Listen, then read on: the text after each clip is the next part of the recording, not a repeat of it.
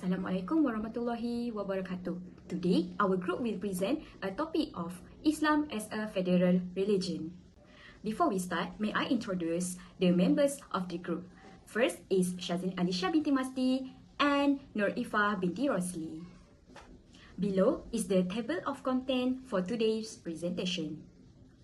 Islam is the official religion in Malaysia, but other religions are also practiced freely, contributing to a peaceful and united society despite the country's ethnic and religious diversity. The Malaysian government faces challenges in managing the complexity of religion and ethnicity with factors such as Islamic revivalism and changing views on interfaith relations influencing public life. Islam has played a significant role in areas such as education, law, and finance, with Islamic finance emerging as a global industry. The government strives to promote an inclusive interpretation of Islam that balances religious values with modern development. This ongoing influence of Islam will shape Malaysia's social, cultural, and economic framework. It also will helping to guide the country's unity and the progress. The religion of Islam has played a crucial role in shaping Malaysia's history, culture, and identity for over 600 years. Introduced peacefully by Muslim and religious scholars between the 8th and 13th centuries, Islam became prominent during the reign of Malay Sultan in Malacca in the 15th century. The religion influence is evident in Malaysia festival, architecture, customs, and artwork. Islam is the official religion and it fosters unity among the Malay Muslim majority, contributing to a political policy often based on Islamic principle. Malaysia population is religious diverse, with Muslim making up to 58.5% of the population, while the non-Muslims such as Christian, Buddhists, and Hindus is about 40%. Despite this, universe of Islam will remain a central part of Malaysia's identity and governance. During the Malaysia colonial era, the British brought various ethnic groups, including Chinese migrants for tin mining, which added to the country's ethnic complexity. Islam's role in governance further evolved after Malaysia's independence at the year of 1957. With Islam Hadari introduced by the Prime Minister Tun Abdullah Ahmad Muhammad Badawi in the 2000s, is a way to promote peace and harmony to the country. The concept emphasizes development in line with supporting the Islamic principle, aiming to improve to the quality of life. Islam Hadari initially gained strong support, helping the reigning party to win the 2004 election, though this influence waned by 2008.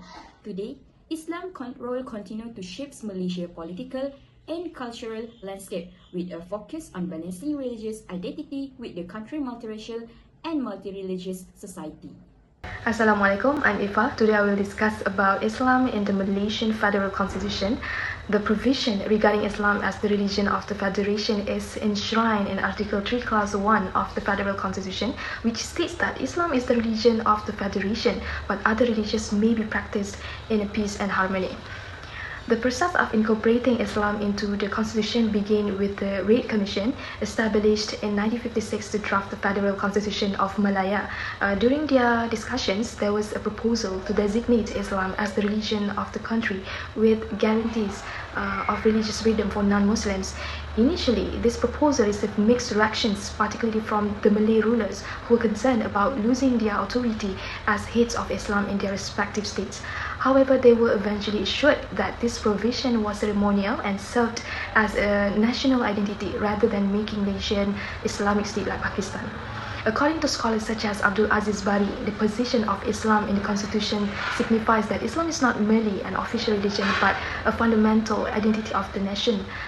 History also proves that Islam has long been a cornerstone of governance in the Malay states before independence, as reflected in the Johor State's Constitution of 1895 and the Terengganu State Constitution of 1911.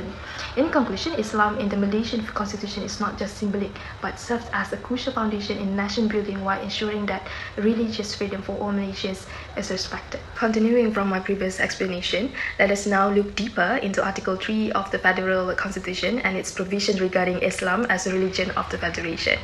Firstly, Article 3, Clause 1 states that Islam is the religion of the Federation, but other religions may be practiced in peace and harmony. This provision ensures religious freedom as reinforced by Article 11, Clause 1, which guarantees the right of every individual to practice their faith without interference. Secondly, in states with a ruling sultan, the sultan serves as the head of Islam. Their authority over Islamic matters remains unchallenged.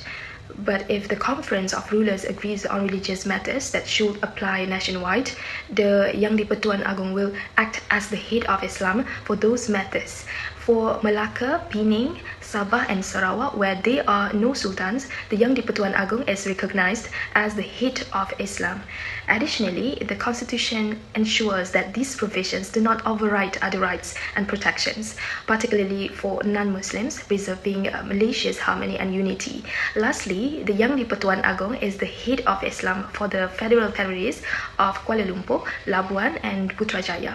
To manage Islamic affairs, Parliament has the power to enact laws and establish advisory councils to assist in Islamic governance. In conclusion, Article 3 affirms Islam's special position while ensuring religious freedom and national unity, maintaining a balanced and inclusive governance system for all Malaysians. In addition to Article 3, several other provisions in the Federal Constitution further strengthen the role of Islam in Malaysia. Firstly, Article 8, Clause 2 ensures no discrimination based on religion, race or gender in legal and public matters. Article 11, Clause 4 restricts the propagation of non-Islamic religions to Muslims, preserving religious harmony. Secondly, Article 12, Clause 2 and 12, Clause 4 allow government support for Islamic institutions and state that the religion of a minor is determined by their parent or guardian. Thirdly, Article 121, Clause 1a ensures that civil courts have no jurisdiction over Sharia matters, while Article 150, Clause 6a protects Islamic laws from being altered even during a national emergency. These provisions highlight that Islam is not just symbolic but a key pillar in Malaysia's administrative and legal system, ensuring stability, unity and religious harmony while protecting the rights of non-Muslims. Thus, upholding Islam as the religion of the Federation strengthens national identity and fosters peaceful coexistence among all Malaysians. Islamic institutions in Malaysia play a crucial role in managing Islamic affairs across various sectors. Despite their different areas of jurisdiction, they share a common goal to uphold the teachings of Islam and ensure the well-being of Muslims in line with the Federal Constitution. These institutions include both government and non-government bodies working together to promote progress in religion, social affairs, education, and the economy. Their role is essential in maintaining harmony and sustainability in the Islamic way of life. Moving forward, strategic planning is necessary to address modern challenges while ensuring that Islamic administration remains effective and relevant to contemporary society. With strong institutions in place, Malaysia can continue to uphold Islamic values and national unity. Now I will share about Islamic institutions under the government of Malaysia.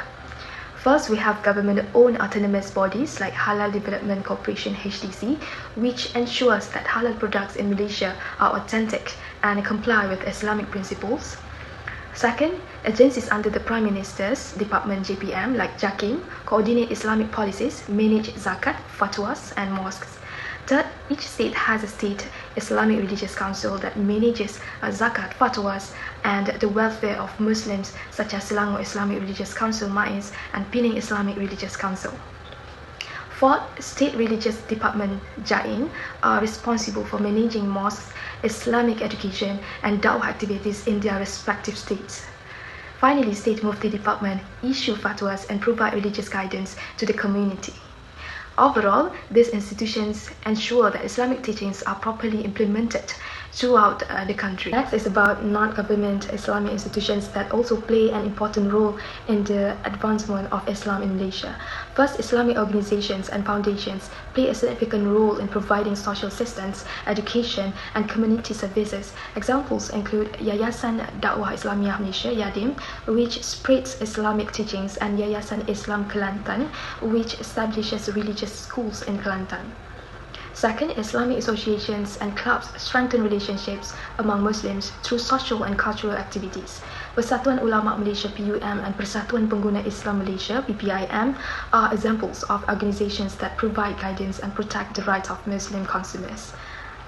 that Islamic welfare organizations like Pertubuhan Kebajikan Islam Malaysia (PERKIM) and Lembaga Tabung Haji assist the underprivileged, with Tabung Haji also helping Muslims perform the Hajj pilgrimage. Fourth, private Islamic educational institutions like College Universiti Islam Antarabangsa Selangor (KUIS) and private madrasas provide Islamic education that emphasizes moral and character development in the younger generation. Finally, Islamic media such as TV Al-Hijrah and Radio IKIM play a role in spreading Islamic teachings through media channels like television, radio, and digital platform. Overall, these institutions contribute greatly in ensuring the continuity of Islamic teachings and the welfare of the Muslim community. Lastly, I will discuss some controversies and debates regarding Islam as the official religion in Malaysia. First, the issue of religious freedom and unilateral conversion. Two key cases addressing this issue are the Indira Gandhi case and the Lina Joy case. The Indira Gandhi case concerns the conversion of children without the mother's consent, while the Lina Joy case involves a Muslim individual seeking to leave Islam but being blocked by the Sharia court. These cases raise questions about the jurisdictional overlap between the Sharia court and the civil court. Second, the issue of the use of the word Allah by Christians. In 2008, Jill Island challenged the authorities' seizure of Christian religious CDs containing the word Allah. This case continued until the Kuala Lumpur High Court in 2021 ruled that Christians have the right to use the word Allah in their religious education. However, this decision sparked controversy, with some supporting it as a victory of religious freedom, while others expressed concerns about its impact on interfaith harmony. Third, criticism of Islamic institutions and fatwas. Islamic liberals often critique fatwas that they believe do not consider contemporary developments. For instance, fatwas banning the use of the internet for certain activities deemed haram are seen as outdated in the context of rapid technological progress. However, conservatives argue that fatwas are official guidelines based on the Quran, Hadith, and the ijtihad of scholars, which should be respected. A recent example is the National Fatwa Council ruling on vaccine containing non-halal substances. Liberals argue that this fatwa did not consider public health needs, while conservatives uphold it as part of preserving the purity of the Muslim community. In conclusion, these debates highlight the significant challenges in balancing religious freedom with religious sensitivities and reconciling Islamic thought with modern societal needs. In conclusion, Islam has played a central role in shaping Malaysia's identity, governance, and a daily life as a Muslim. As a majority of a Muslim country, Islam influenced the nation's cultural, social, and political landscape, from the public holiday and the religious custom to the coexistence of Islamic and civil law. Despite the presence of diverse religious communities, the country's policy and national identity are strongly shaped by Islam's status as a federation of religion. The government has managed to maintain a balance between Malaysia's Islamic identity as it's a multicultural society, ensuring a respect for religious freedom while promoting Islamic principles. The growth of Islamic constitution and also the particular mosque highlight Islam's significant impact on Malaysia's religious, social, and cultural fabric, while also fostering interfaith harmony. This demonstrates Malaysia's commitment to upholding Islam's role as the official religion while respecting the right and belief of a non-Muslim citizen.